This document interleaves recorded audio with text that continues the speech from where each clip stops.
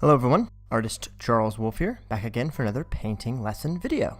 This is going to be part 1 of 2, maybe 3, for this painting today. This is going to be a seascape landscape combination. This view is Cape Hatteras Island, and I am standing on the top of the Cape Hatteras Lighthouse looking south when I took this photograph for this painting. I remember it was quite a long climb to get to the top of the lighthouse. I reached the top and there's a little landing you can step out onto. So windy though that we couldn't actually get out onto the landing very well. I just leaned out the door and took a few photographs from that vantage point. It was quite the misty day, as I recall. Lots of clouds in the sky. You could see kind of a marine layer over the ocean. It was quite cool. The wind was whipping through fiercely. So to begin this painting, I'm going to start, like I often do, with my ultramarine blue and the titanium white to make a nice light blue mixture for the sky. It's going to be darker, more blue at the top, and become lighter as we get closer to the horizon line.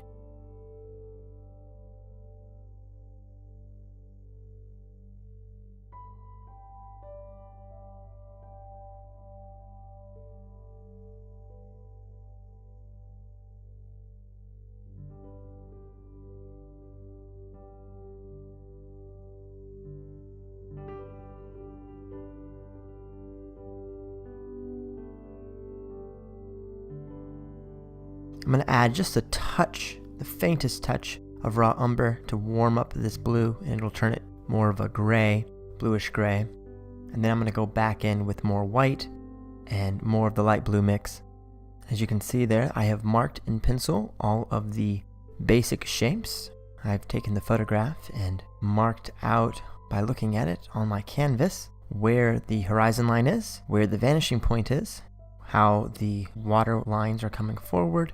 I've marked out a lot of the outlines of the clouds, and it just helps me paint quicker. When I'm doing an oil painting, I don't want to be thinking quite so much about where the structure is. Do all that ahead of time in pencil. I can just focus on the colors and the composition, the mixing. Takes out one of the complexities.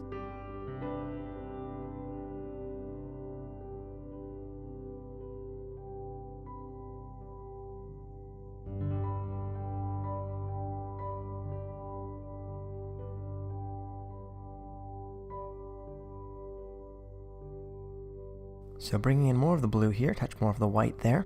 A little bit lighter, like I said, at the bottom. And there's going to be more blue as we get higher up. I'm using 2 different kinds of white today. I'm using titanium white as well as some liquid white. Liquid white is the same stuff that Bob Ross uses as a medium to make his paint flow well. It's a great medium for blending. Highly recommend that you try using it. I really like it as it speeds up my process. Don't have to use linseed oil or white spirits. I can just use this liquid medium. It does 2 things. It lightens up my color, and it also allows me to blend the areas of the composition more smoothly.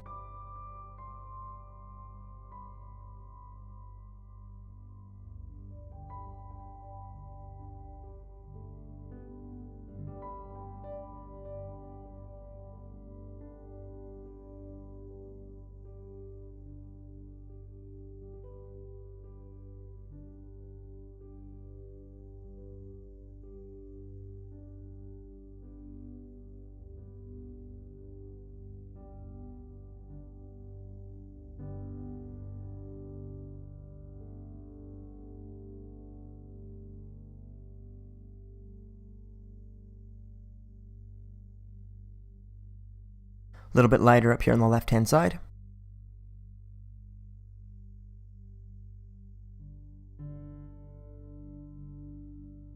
Gonna grab some more titanium white now. The touch of the raw umber. I have a dirty brush. A little more of a gray color, slightly more. Fairly blue there. And already you can start seeing these clouds taking shape where I'm leaving the white.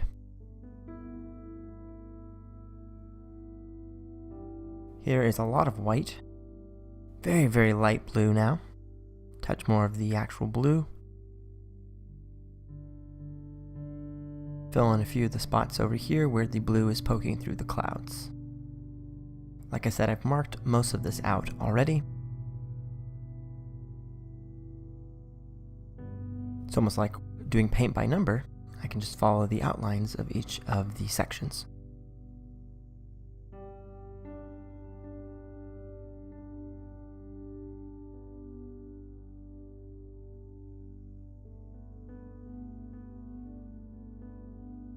Touch of blue through these areas, a little more of the liquid white here.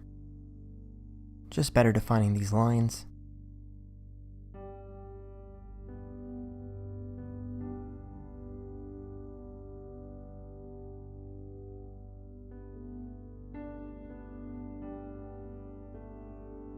Let's make some gray mix. This is titanium white, raw umber, and ultramarine blue.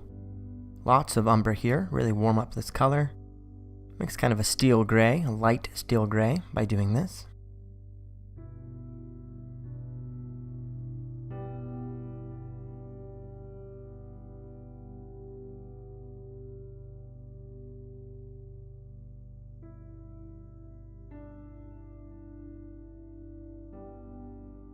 Using a wide 2-inch wash brush today to do most of this blending and putting in the sky. Love this brush. Bought it for a very large abstract that I got commissioned to paint a couple months ago. I am enjoying using it to put in my skies on these landscape paintings.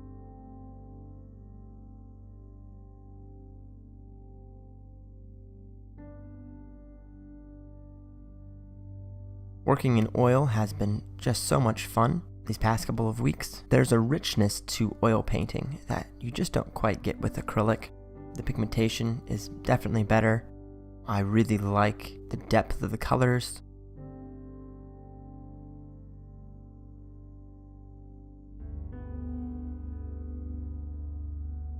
We're using this gray mix as the basis of our water, and we're going to just block in following these lines. It's going to be the base coat for the ocean.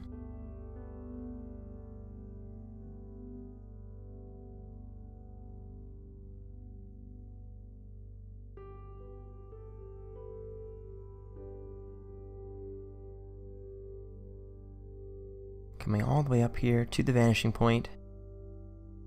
That vanishing point today is where the water and the island meet.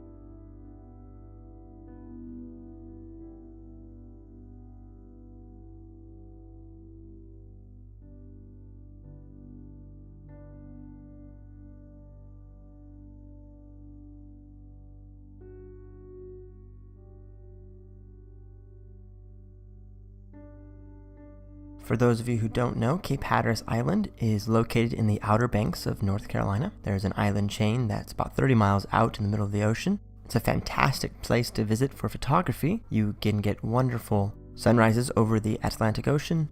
You can get some fantastic sunsets over the sound between the island chain and the mainland. To reach the Outer Banks, it's only about 5 hours drive from my home here in beautiful Raleigh, North Carolina. So it's a fantastic place to visit during the summer.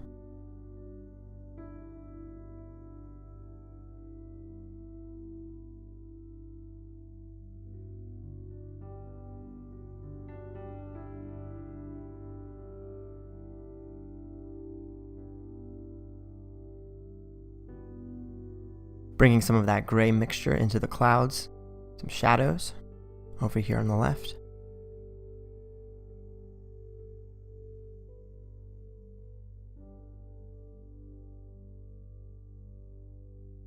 And then a few spots over here. We're going to cover up most of this on the left here in just a second. A bit more of the white.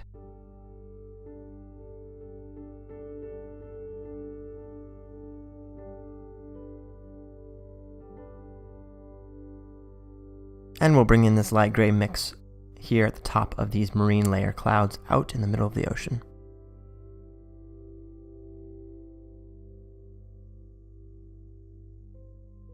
Bit more of the gray mix, a lot more white.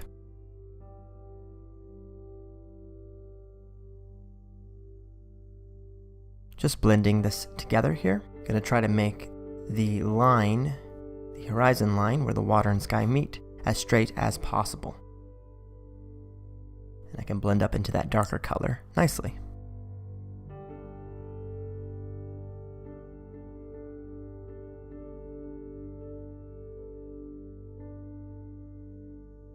really being careful here, trying to blend them together, keeping them very straight.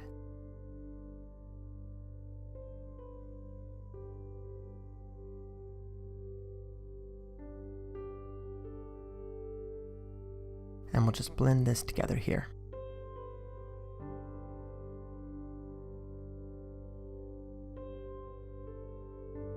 My goal for this painting is to get the sky complete, as well as the water and the beach. Once I finish all of those things, we'll be done with part 1, and we'll continue with the actual island and all the greens and the blues when we get back for part 2.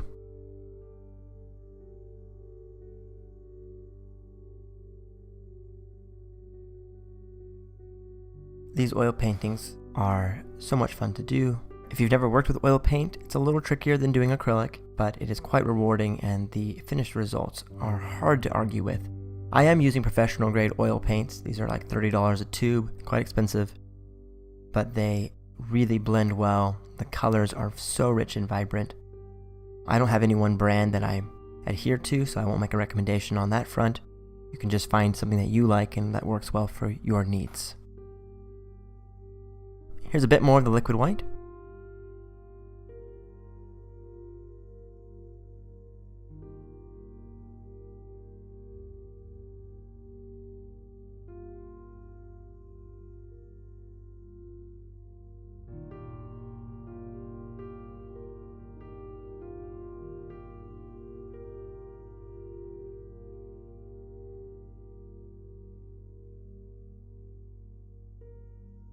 I've switched over to a chip brush. This is a 1.5 inch chip brush, nice cheap brush. Gives great cloud effects, perfect for blending.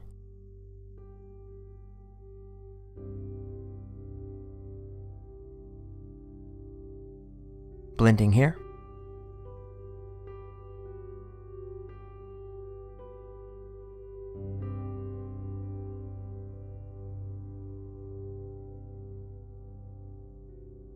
A little more white, just filling in the spaces that I've left blank. Getting a nice light mixture of the blue and a lot of the white. The blue is already on the canvas, and as my brush gets more dirty, I start to gently fade out one to the other.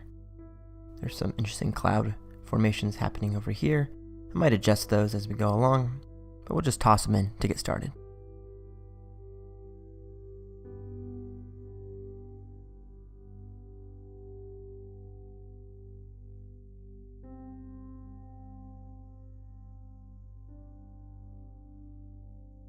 Blending here. Back to my light blue mix, 2-inch wash brush. Just gonna adjust these a little bit, blend it together, and then we can just go back over with some more white. Just gonna blend here with my chip brush. That looks better.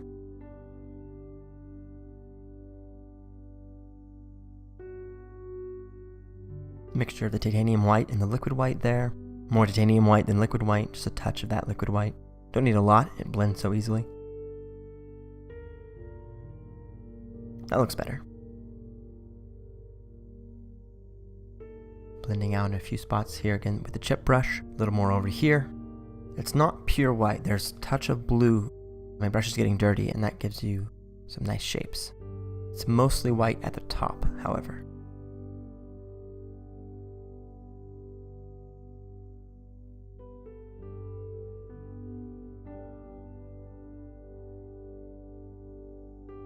Connecting these two. Touch more of the blue. Need to break up the formation here. Give it some definition. Better definition along some of these lines down here as well.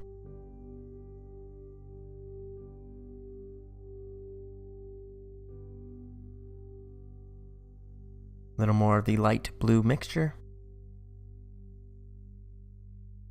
Anywhere that you put light blue, it's going to look like the sky behind is poking through the clouds.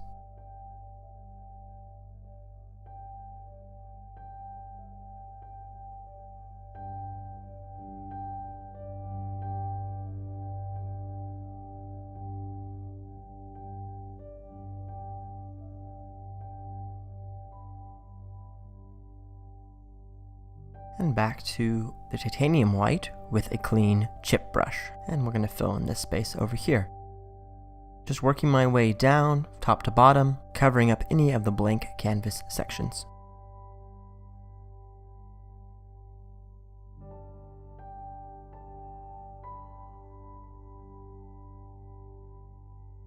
Gonna grab a stencil brush, fantastic brush to use. Nice round bristles, kind of a flat edge. Here I'm adding a little bit of the yellow to the white. I think that's a mistake, and in fact I go back and I don't like the way it looks, so I'm going to put a little bit of this light yellow and white together, kind of warm it up, but it didn't look right, so just ignore this step. We're going to scrape it off in just a second and cover this section up again with some titanium white. I was just trying it to see how the effect would look, and I ended up not liking it, so don't copy this if you're following along and painting along today. Sometimes that happens. You'll just try something and just realize this is not looking how I was picturing it in my head, and if it's not working right, it's better to scrape it off and try again than to leave it and have it not looking the way you want. It's not that hard to undo your mistakes when you're working with oil paint. You can always cover it up with some more paint. I have switched to just pure titanium white here. I'm trying to blend the two together, but it's just not working as well as I would like.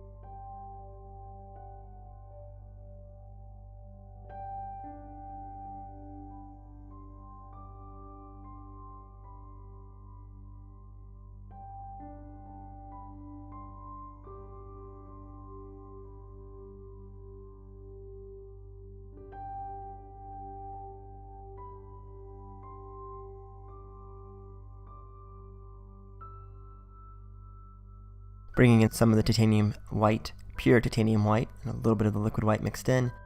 Down here at the bottom layers, we'll go back up and get that yellow-white mixture figured out in a few minutes. It's kind of hard to see in the video, but in person it was obvious right away that it wasn't looking how I wanted. Leaving lots of paint here. It's very important that you have a good amount of texture happening. This stencil brush leaves lots of texture. It's so wonderful.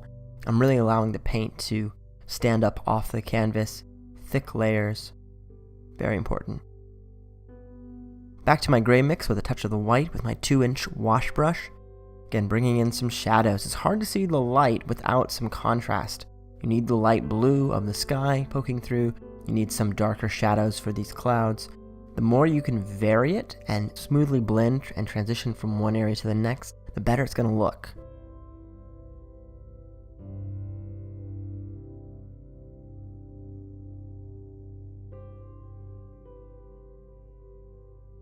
It's hard to see just pure white by itself. You need to have some counter change. You need some darker areas so the brightness and the illumination of that white shows through. Such a lovely powdery blue color that day over the ocean. We really want to capture that feeling. Big puffy clouds, so beautiful.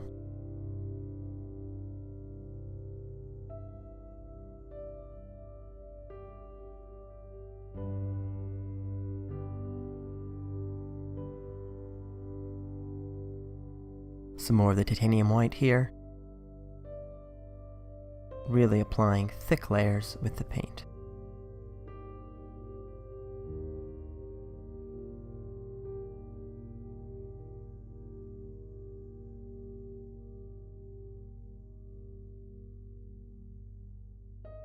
Trying to blend this out a little bit, starting to work.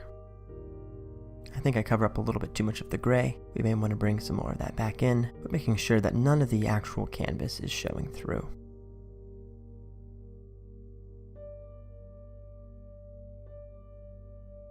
Because there is so much white on this piece, I decided to leave the canvas white. You could block in the entire piece with the 3 primary colors and then go back over with the thinner layers of paint. But I think that for this piece, it wouldn't have worked as effective if I had done that. It would have blended too much. So I'm going to stick with just a white canvas for this one. It's okay if it looks a little bit colder. It was a cold day. I don't need to warm it up with, say, a red gesso or anything like that.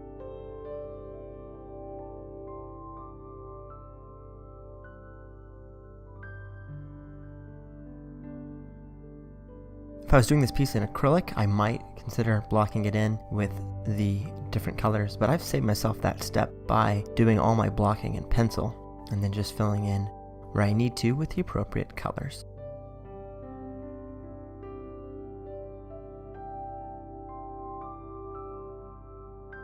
Okay, here's that palette knife. I'm going to scrape off that excess. Didn't look right. Let's fix it.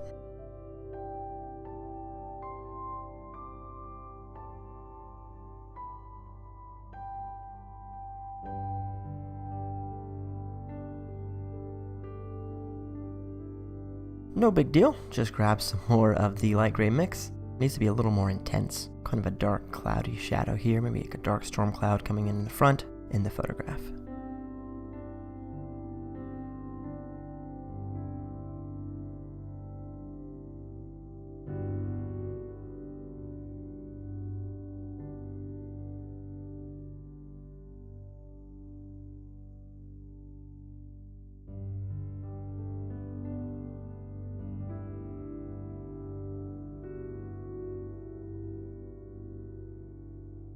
I would love to do some more on location plein air painting. Hopefully I'll be able to do some more once it warms back up. It's been a very cold spring here and get outside in the summer and find some nice spots to paint. However, when I do that, it's not very conducive to my camera setup and I can't record the paintings that I do on location. At this point, I'm satisfied with using photographs and doing these lesson videos for you in my home studio.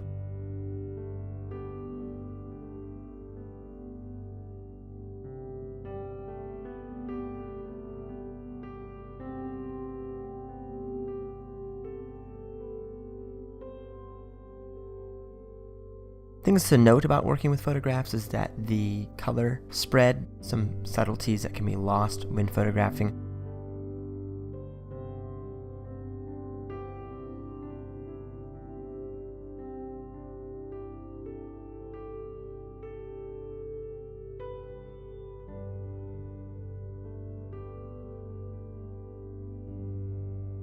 I always use my photographs as a source of inspiration. I never try to photorealistically copy the photograph. I just use it to get the basic shapes right and the basic lights and darks. From there, I'm constantly improving colors, increasing things, decreasing things. As far as light and darks, I am just adjusting it how I want. Is it similar to the photograph? Yes. Is it a carbon copy?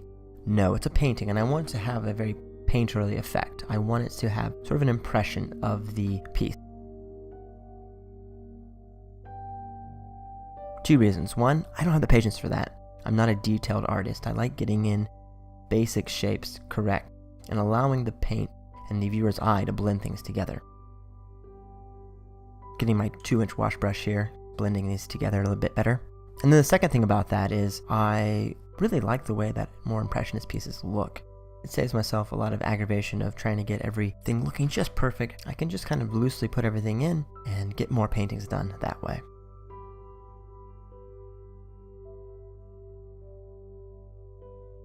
There's that great quote from Andy Warhol about not worrying if your art is good or bad, you know.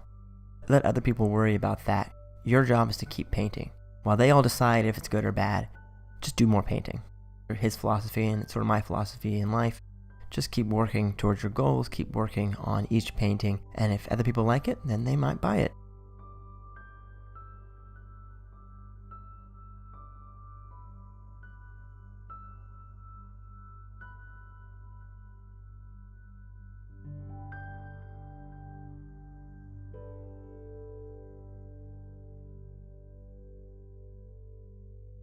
A friend of mine came into my home studio and she saw this 20-inch by 20-inch painting and she liked it a lot. She said, "Can I borrow that painting and see how it fits in my house?" And I know her really well, so I said, "Yeah, sure, you can borrow this painting and see how it looks," so that she could get a better idea if it looked the way she thought it might in her living room. Took it home, messaged me the next day and said, "It looks fantastic, but it's not big enough. Can you do this again bigger?" And I said, "Sure, how big do you want?" And then she said, "I want it to be 2 feet by 3 feet. I said, "Okay." Now there's a couple changes that had to be made to the bigger version. I had to switch from my square, 20-inch by 20-inch, to a rectangle, of course, 2 by 3 feet. And I had to sort of stretch things and it adjusted the perspective, but I actually just completed the larger version of this very same painting. Very happy with the end results of the larger version, and I hope that she'll really like it. She hasn't seen it yet, but sure she's gonna like what I came up with. Didn't record that larger version because it's basically the same painting again, it's just bigger.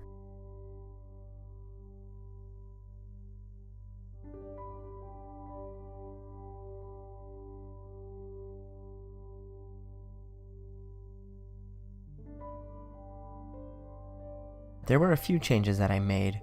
One that I'll tell you about right now. After I put these white waves in with my stencil brush, I went back with a smaller liner brush, and just underneath them I put a little bit of some darker blue, and that really made them stand out, had some nice swell effects to them. I didn't do that in this painting, I just left the base color as my bottom layer and then just kind of lightly layered over some white and called it good.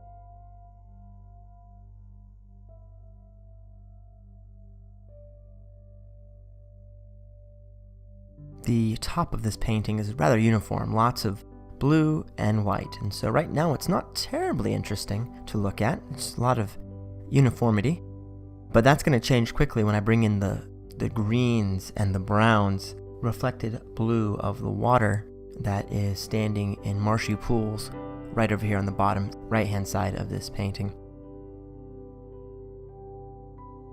So you're going to see a lot more depth and a lot more interest occur as soon as I finish the second half of this piece. But for now, we have to start from the top and work our way down. The farther things away done first means that then as I move forward, they're already done. I don't have to go back and mess with them and try to work around whatever's in the front. In this piece, that's not a big deal because we're kind of looking down at the land stretching out from us, but in other pieces it might be more troublesome to work on the background if you have a lot of things in the foreground.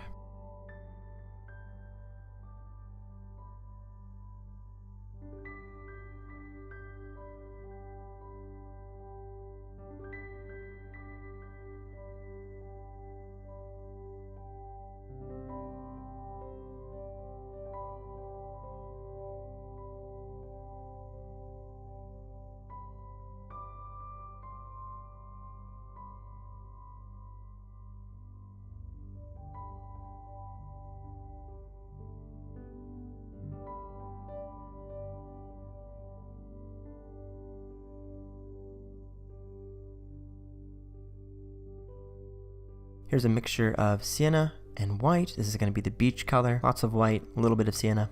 Nice sandy color. We'll use this stencil brush since I have it in my hand. And we're going to very lightly, along this bottom line here, fill in this beach with the sand.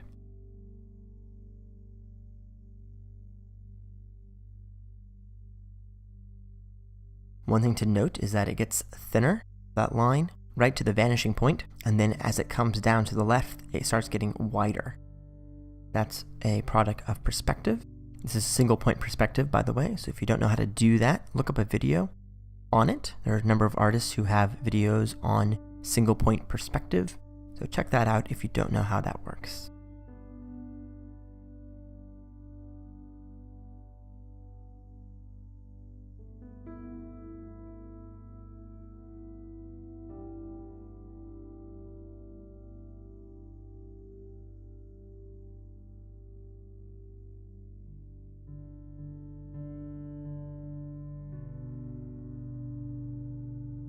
If you're just following along, then you're basically going to copy what I have here anyways, essentially making triangles that are getting thinner and thinner to the point where they vanish. Very, very long triangles.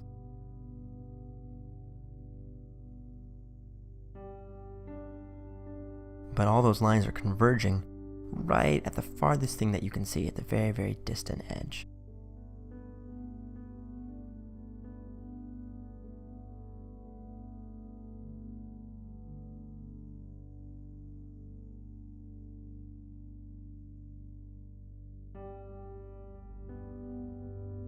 I'm going to play some of this lighter sand color just in a few spots through here. We're going to cover up most of that, but I'm just putting in some color while I have it on my brush in a few areas. Okay, a little more of the 2-inch wash brush.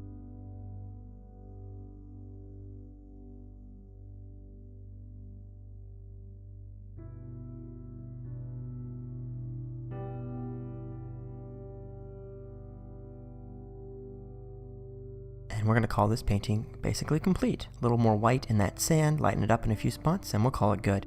I'll be back with part 2 very soon. Thanks for watching.